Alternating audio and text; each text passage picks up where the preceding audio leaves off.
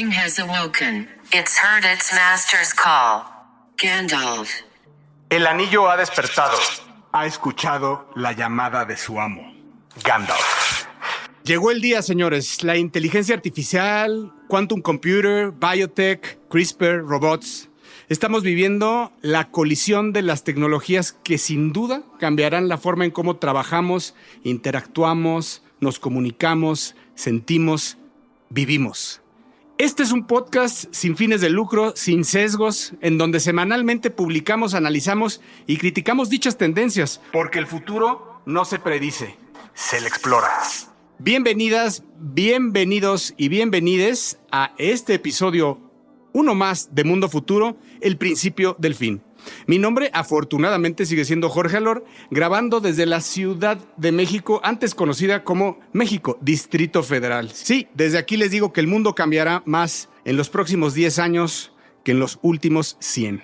Y como siempre, puntual a esta cita, con 2 horas menos en su reloj, y esto debido a que se encuentra en la costa oeste de los Estados Unidos, en el estado de Washington, en la ciudad de Seattle, el que todo lo sabe, el que todo lo ve, el ojo de Sauron, el señor Jaime Limón. ¿Cómo estás, James? Muy bien, Jorge. Como siempre, cada episodio un placer estar contigo, con Mario, con Emilio, con la gente que nos escucha. Aquí no puedo creer, tenemos sol. No estamos seguros si es sol real o si nos pusieron una simulación aquí pagada por Microsoft, Google y Meta. También tiene oficinas aquí y los amigos de Amazon. Entonces no sabemos si es una simulación pagada para que los empleados no nos deprimamos o si de verdad ya salió el sol, pero aprovechándolo. Muy bien, pues esperemos que eso dure porque pues ya sabemos que Seattle es la ciudad melancólica, la ciudad triste. Y como siempre, también puntual, también con menos 2 horas en su reloj, y esto debido a que se encuentra también en la costa oeste de los Estados Unidos, pero desde la ciudad de San Francisco al sur, en Silicon Valley, el moreno californiano, mexicano y toluqueño, el más joven de los tres, pero también el más acabado, el mago prestigitador del futuro, el Gandalf de la tecnología, el señor Mario Valle. Bienvenido. Pinche llevado. Esta sí no me la esperaba, cabrón. Aunque, señores y señoras podescuchas... Algo hay de Gandalf. Algo Sí. tienes de Gandalf. Algo hay de Gandalf, algo de Gandalf. You fools, run, you fools. Pero bueno, independientemente de esa agresión tremenda que me acaba de ser mi sensei, ese güey que me lleva como 15 años de edad, pero que efectivamente se ve como 5 años menor. Independientemente de eso, a mí me toca como siempre, querido, querida, podescucha, darle la bienvenida, suplicarle, decirle, sugerirle que nos eche ese bolillo que nos ha ayudado mucho en los últimos capítulos. Pásele el tip a su tío y a su tía de Facebook que hay un podcast ahí en el ciberespacio, ese ciberespacio creado por William Gibson, o por lo menos acuñado por William Gibson, donde se habla de futuro de una forma distinta. Este no es un podcast de tecnología, esto es un podcast donde, como dice Jorgito Alor, se explora, pero nunca, nunca, nunca se predice el futuro. Bienvenidos sean todos y todas ustedes a Mundo Futuro. Mundo futuro. Mundo futuro. Mundo futuro. El principio del fin. Es una producción de Sonoro. Con Jorge Alor, Mario Valle y Jaime Limón.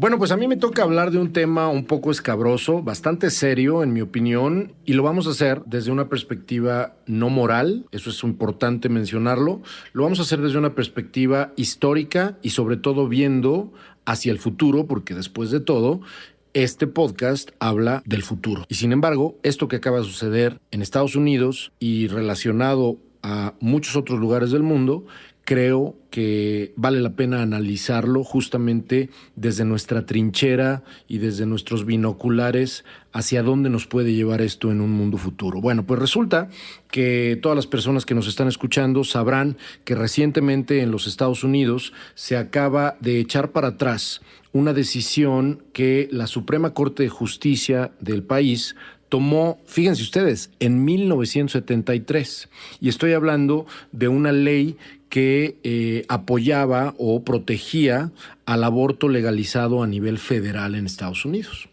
Déjenme echarme un paso hacia atrás, mi querido Jorge y Jaime, para explicar esto y por qué creo que es importante observarlo con ojos de futuro y con ojos de ciclos y con ojos históricos. A veces a mí me gusta, como han notado, hablar en este espacio de cosas que no tienen que ver con tecnología, que no tienen que ver con un wow factor, pero hay una parte de esto que voy a decir que creo que se conecta con un futuro quizá un poco sombrío. Me echo el paso hacia atrás y les recuerdo ese capítulo del libro Freakonomics, que seguramente muchos de ustedes ubicarán, y si no lo ubican, corrijan el error. Freakonomics es un librazo que tiene un primer capítulo que describe justamente la ley de 1973 que fue aprobada por la Suprema Corte de los Estados Unidos para apoyar o proteger a las mujeres embarazadas que tomaban la decisión, la libre decisión de tener un aborto. Bueno, independientemente de si estamos o no de acuerdo con esa decisión, el punto es que esta decisión específica a nivel federal obviamente echó para atrás muchas prohibiciones estatales. Como ustedes saben, en los Estados Unidos hay muchas leyes locales, pero que se adecúan o se supeditan a las normas y a las leyes que la Suprema Corte de Justicia de la Nación establece. Bueno, aquí lo interesante, y aquí viene la parte que quiero compartir con ustedes, Jorge y Jaime, es que hay investigación real, universitaria y científica que liga, hablando de este capítulo del libro Freakonomics, que liga de una manera bien interesante la disminución a lo largo de las décadas después de esa decisión de 1973, la disminución impresionante de crimen en las distintas ciudades de los Estados Unidos.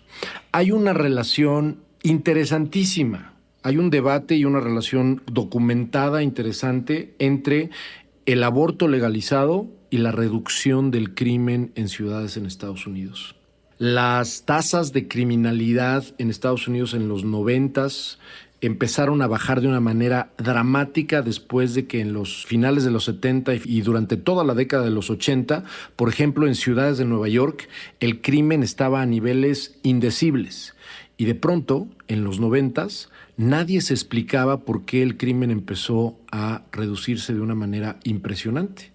Muchísimos años tuvieron que pasar para que llegaran a la conclusión documentada, demográfica, urbana y antropológicamente hablando, para que llegaran a la conclusión los científicos de que sí había una relación con esta decisión de 1973 del aborto legal y la reducción del crimen 20 años después. ¿Qué sucedía antes de la ley de 1973? Sucedía que los hijos y las hijas no deseadas, sobre todo los hijos varones no deseados, vivían en una situación desgraciadamente muy desafortunada, no eran hijos deseados y por muchísimos factores terminaban en su gran mayoría en esquemas y en ambientes, digamos, de criminalidad.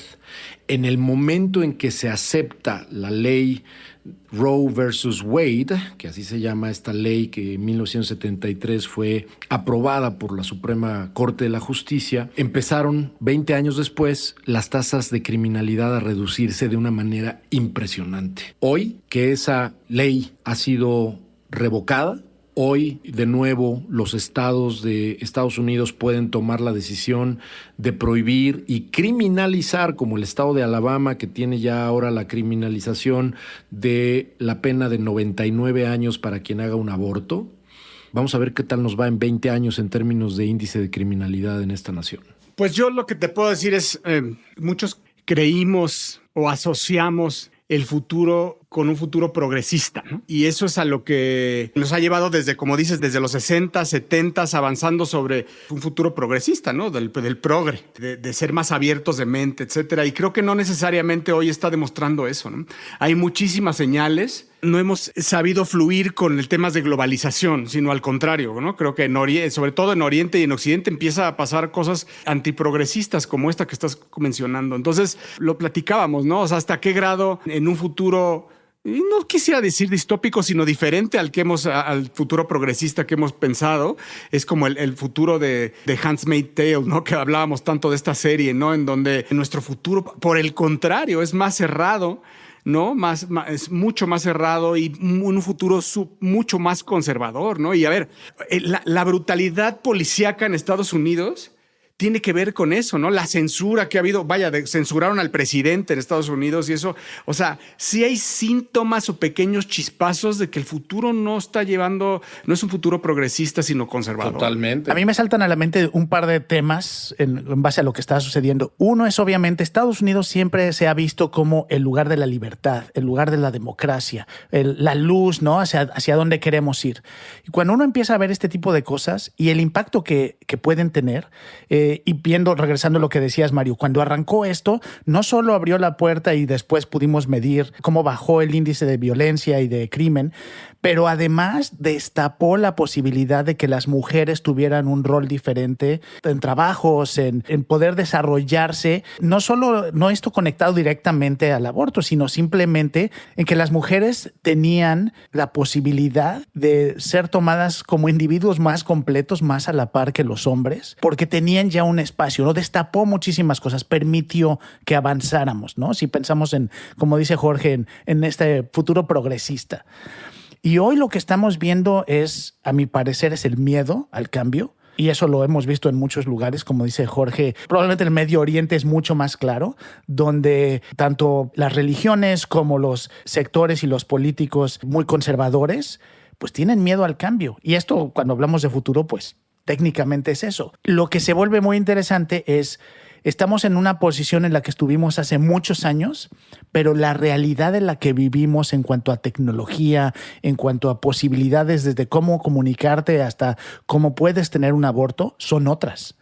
Entonces va a ser bien interesante entender cómo una realidad a la que nos echaron o a la que estábamos acostumbrados hace muchos años, a la que vimos en esos 70s cuando esto sucedía, hoy en día regresamos a esas circunstancias en manera de legislación, pero la realidad a la que vivimos, la gente joven que hoy vive, es completamente otra. Es otro mundo. Va a ser interesante ver ese contraste. Y esa es una de las cosas que por eso recomiendo tanto este libro de Freakonomics. Ya sabe que aquí a veces recomendamos este tipo de lecturas. Por cierto, este es un libro escrito por Stephen Levitt y Stephen Dubner. Es un librazazazazo de hace muchos años. Es justamente de finales de los 90, principios de los años 2000, si no me equivoco. Es realmente un buen libro con ensayos muy concisos, pero muy interesantes. El podcast es una maravilla. El podcast es cabrón, exactamente. Pero la premisa de Freakonomics es cómo hay cosas como las que acabo de describir, donde por un lado está el origen, ¿no?, de una aplicación de una ley a nivel federal y un efecto que tú podrías decir, por lo menos de entrada, cómo es posible que se relacione la reducción de criminalidad en ciudades en Estados Unidos justamente con el pase de ley, digamos, a nivel federal del aborto legalizado. Son como cosas muy difíciles de asociar. Bromeando con una amiga, le compartía yo un meme que hasta tuiteé después, que es el efecto dominó, ¿no? El efecto como una pequeñísima pieza puede tirar a lo largo de varias, ¿no?, que van incrementando su tamaño y su peso, puede tirar a un bloque tremendamente grande de dominó, ¿no? Este es un meme bastante conocido, si usted está escuchándolo, hasta seguramente lo identifica. El punto es, este meme hablaba de que esa pequeñísima primera ficha que lo tiró todo fue, se van a reír, la burla que hizo Barack Obama en la cena que hace anualmente la Casa Blanca para homenajear a los corresponsales justamente de Washington, ¿no?, de Estados Unidos. Es una cena muy famosa cuyo host siempre es el presidente de Estados Unidos. En ese entonces, en 2011, Barack Obama se burló de una manera divertidísima. Quien quiera verlo está en YouTube. Luego ponemos ahí en el Twitter la liga. Se burló de una manera impresionante de Donald Trump, quien estaba acusándolo o poniendo en duda, recordarán, poniendo en duda la nacionalidad de Barack Obama, ¿no?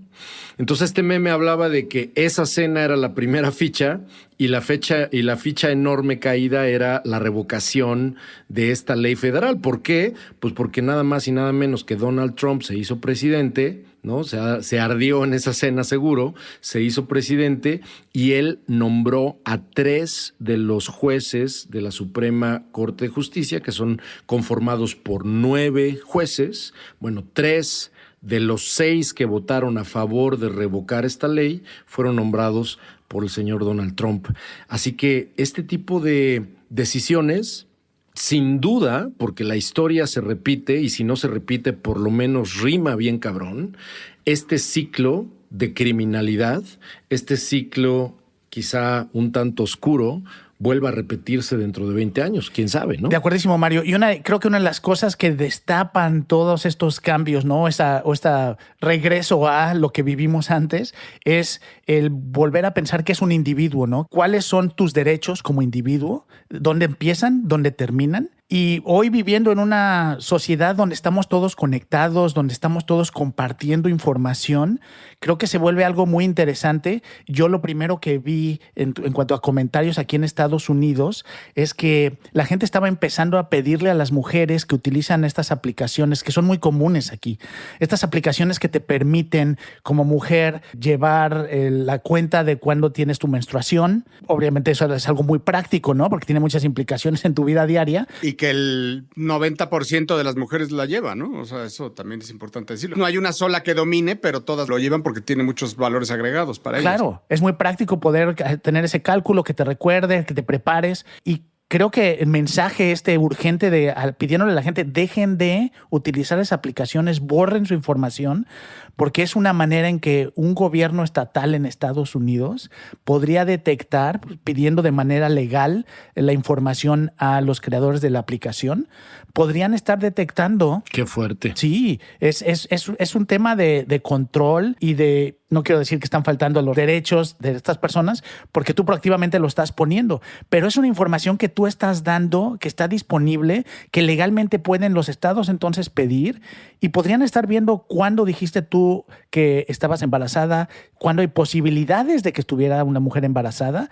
y en base a eso controlar y checar. Monitorearla. Exactamente. Es peligrosísimo, ¿no? De alguna forma, el control del poder no está queriendo que ese futuro progresista siga adelante, porque por todos lados lo están tapando, que están viendo algo, están viendo señales de algo que no. Para mí también tiene que ver con cripto y tiene que ver con la Web3 en algún momento, que es también un foco rojo que se está prendiendo para el poder. Así que yo quiero analizar esto con ustedes desde otra perspectiva.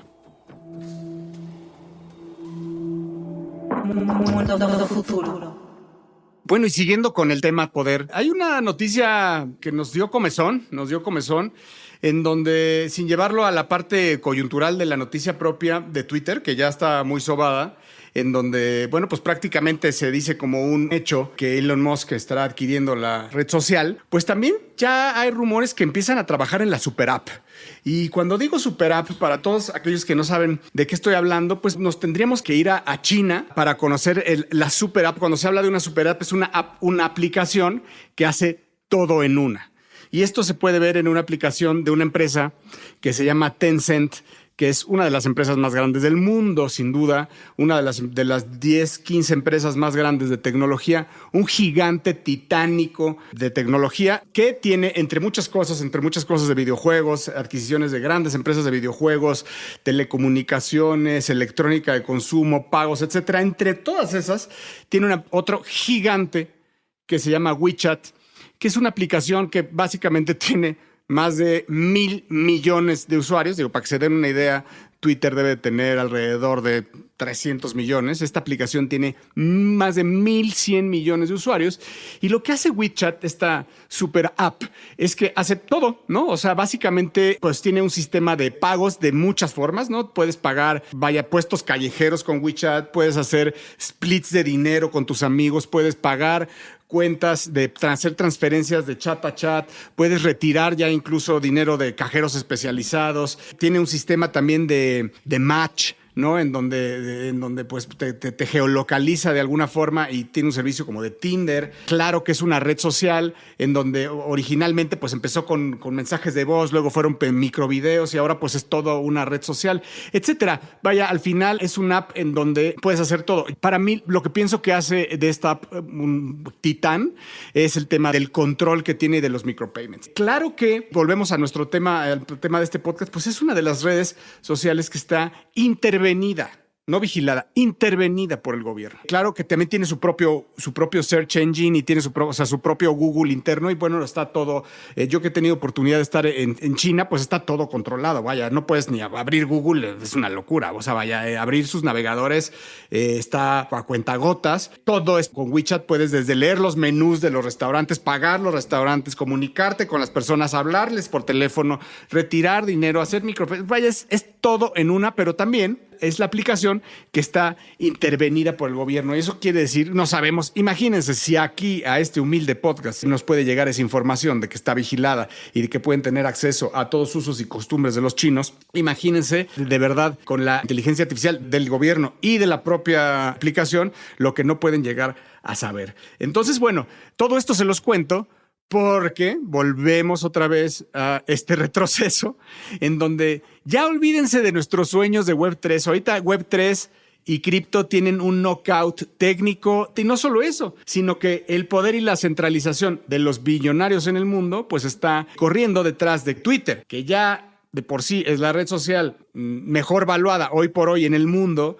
pues la conviertan en una mega app, ¿no? O sea, ese es el sueño del señor Musk, en donde sí quiere que haya free speech, ¿verdad? O sea, sí está diciendo que haya free speech y que no va a ser controlada ni nada, pero vaya, si esto sucede, ¿por qué no? Y después de todo lo que hemos estado diciendo, pues será un punto de control, porque el poder y la vigilancia es algo que le conviene al gobierno y por ende le conviene al señor. Es súper interesante imaginarse y aquí, como siempre, explorar las opciones de lo que puede pasar. Todo pinta para que Elon Musk sí se vaya a quedar como dueño de Twitter y las implicaciones son muy extremas porque, como típico Elon Musk, un día hace comentarios que suenan súper liberales, donde dice que quiere que haya privacidad dentro de Twitter, que sea la manera en que la plaza pública, y luego por otro lado prohíbe dentro de Tesla o corren a gente que hizo ciertos comentarios. Entonces va a ser bien interesante ver cómo afecta, pero Jorge, lo que tú dices, el tema de las plataformas,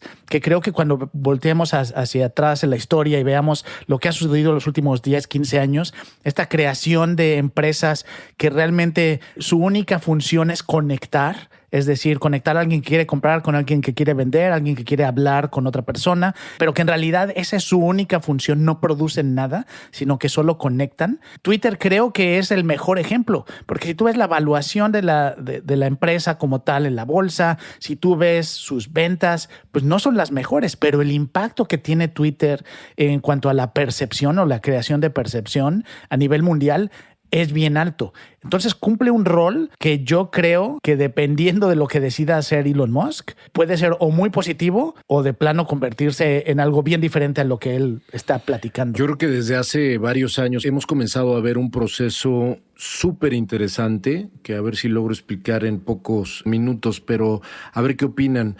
Llevamos algunos años donde ha habido una transferencia de poder de los gobiernos de países que antes eran superpoderosos a las grandes corporaciones. Esto no es nuevo, ¿no? Es decir, hay una transferencia de poder donde los gobiernos han perdido poder y alcance y ese poder perdido se ha depositado en las grandes corporaciones, sobre todo de estos países como China, como Estados Unidos.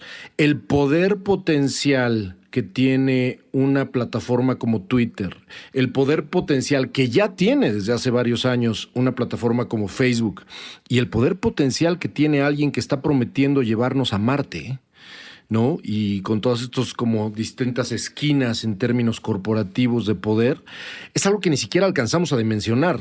Lo cual la reconfiguración del mundo en los próximos 20, 30, 50, 100 años, en realidad ya no vamos a estar hablando de estados-nación, estamos hablando de corporaciones que dominan y controlan justamente este poder a través justamente también de estrategias tecnológicas, de invasión a la privacidad, de observación, de monitoreo, pero ya no es la corporación sirviendo al gobierno. Estamos empezando a cambiar la moneda y los gobiernos van a estar completamente al servicio de las grandes corporaciones. Y como la realidad siempre supera a la ficción, te diría que no solo tenemos un villano mastermind que domina el mundo de los corporativos, no, hay varios que se están perfilando para ser el villano de la ficción. Es increíble. O Y sea, los que faltan, ¿no? Ahora imagínate que venga alguien de inteligencia artificial, güey. veíamos a esta corporación mega, ya Tony Stark, ¿no? No, bueno, pues ahora ya hay la Hydra tiene muchas cabezas que se perfilan para ser Mojojojo o Tony Stark. Mojojojo. ¿no? Y ahí viene el señor CRISPR también, ¿no? El amo del CRISPR o de la inteligencia artificial y de cosas que ni siquiera nos imaginamos. Una de las cosas que a mí me llama mucho la atención y creo que lo hablamos mucho aquí es, obviamente, todo esto está pasando porque no hay legislación que detenga, ¿no? Este control, este paso de poder a los corporativos. Y mucho de eso es porque la gente, y estaba leyendo un estudio bien interesante, la gente que trabaja en los gobiernos en la mayoría de los países es gente vieja. Gente vieja que ni siquiera entiende cómo funciona o la diferencia entre Google y su Apple Phone, eso lo hemos visto. Y entonces esa diferencia, esa falta de entendimiento por la gente del gobierno, en muchos casos no les ha permitido entender las implicaciones de lo que estamos hablando, a menos que les afecte muy directamente, ¿no? Es cuando llaman al dueño o al CEO de Apple para reclamarle por qué salieron o apoyaron cierta aplicación, o al de Twitter o por ejemplo, cuando estuvo la gente de Facebook o ahora Meta hablando defendiendo el uso de sus contenidos y de lo que la gente publica y tratando de explicarle a los gobernantes cómo funciona, y los gobernantes no les quedaba claro. Y no por estar en contra de la gente vieja, porque ya me empiezo yo a incluir en la gente vieja, pero la falta de entendimiento. En cualquier momento pasamos a ese inventario.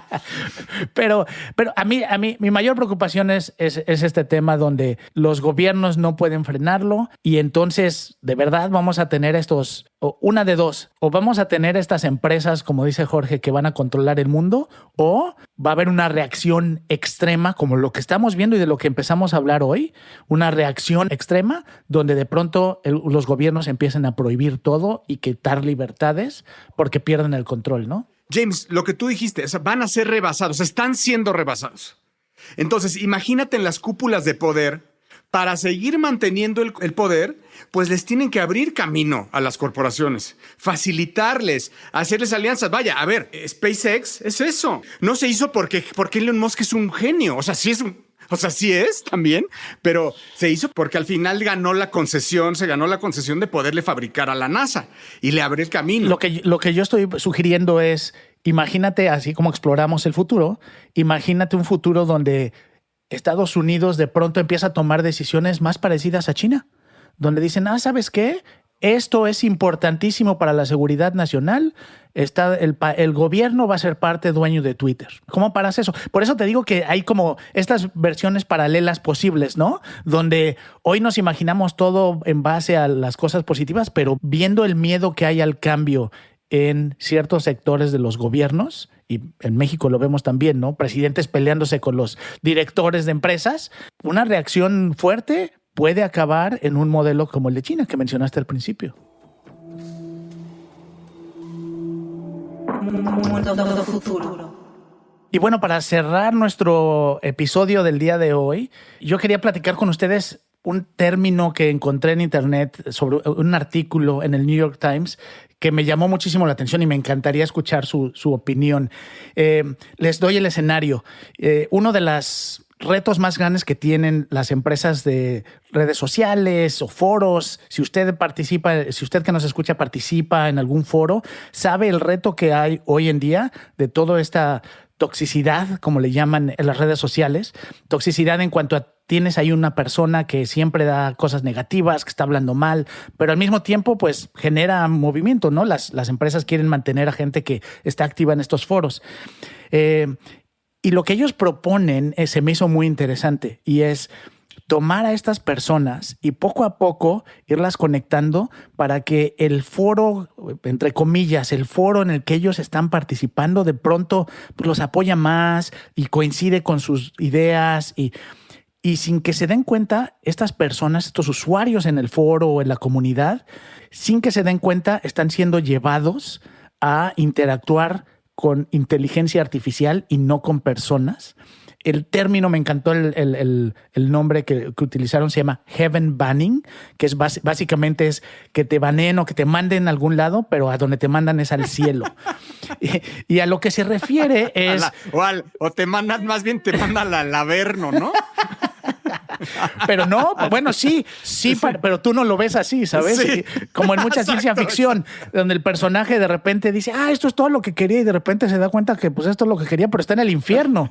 Es el equivalente. A ver, James, espérame, está muy loco lo que estás diciendo. A ver, si te estoy entendiendo y te voy siguiendo, si yo soy de alguna forma discrepo de alguna de las ideas de alguien y entonces me vuelvo para alguien hater, o estoy, no, vamos a decir la palabra hater, estoy mandando hate y hate y hate. De repente me sigo escribiendo y empiezo a ver cómo estoy cambiando al mundo. ¿No? Estoy cambiando al mundo porque de repente más gente empieza a comulgar con mis ideas y empiezo a ver cómo tengo impacto en el mundo y nunca me doy cuenta que estoy interactuando con una inteligencia artificial y llevo días o quizá meses en donde yo estoy a lo idiota y ya me quitaron de en medio, realmente me quitaron de la conversación.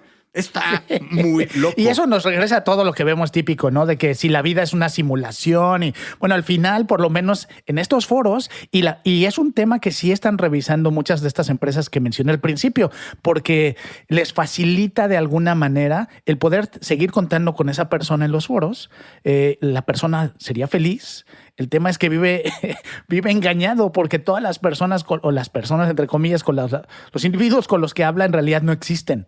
Y es una manera de controlar y manejarlo. Yo te diría, Jaime, primero que nada, pásame el sitio web y la información para dónde entregarles mi dinero a ese servicio, porque quiero mandarles a 2 que 3 cabrones que conozco. Oye, ¿qué tal que te ponen a ti, mi hermano? No, seguro, más bien seguro yo soy el que está ya ahí desde hace mucho en Twitter, güey.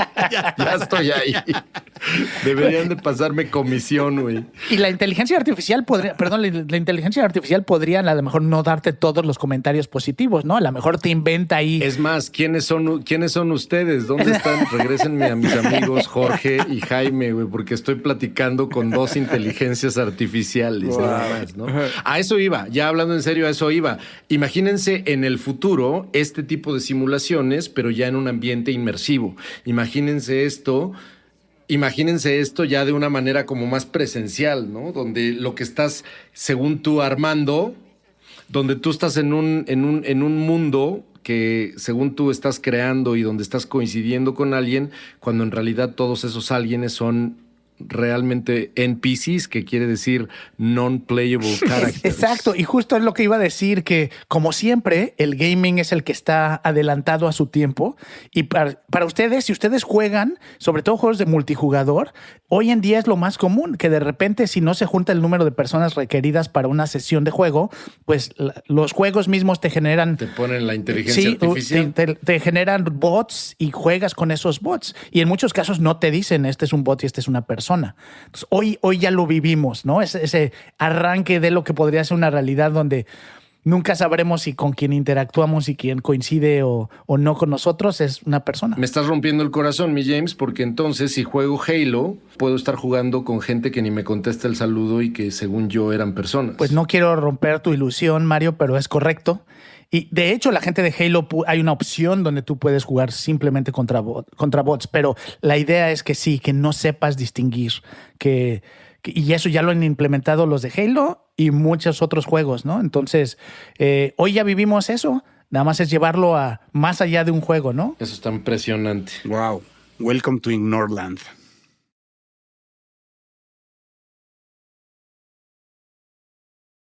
Pues una disculpa pública por este podcast que acabamos de grabar. Sabemos que no necesariamente otra vez cumplimos con este futuro utópico, promisorio y hermoso. Las cosas no se ven bien, no se ven tan bien. Hoy no veníamos de tan buen humor. Así que esperemos que para la próxima traigamos algo más divertido y light, por lo menos, oigan. Menos dark. Sí, en la próxima, el próximo tema que yo traigo voy a hablar de una tecnología muy interesante que a mí me tiene maravillado. Se llama NFTs, Non-Fungible Tokens. Esa dicen que va a pegar. Voy a hablar de eso. Va a pegar. No, hombre, pobre. Así ya está, así que está como el meme de Rocky, ¿no? Así de ¡Adrian! Sí. Queremos un especial de NFTs, mate. Y bueno, pues muchas gracias, muchísimas gracias por quedarse con nosotros hasta el final de este podcast. Agradecerle al señor maestro de la producción, el señor Emilio Miller, estar con nosotros. Muchas gracias, James. Muchas gracias, Mario. Esto es Mundo Futuro, el principio del fin. Peace.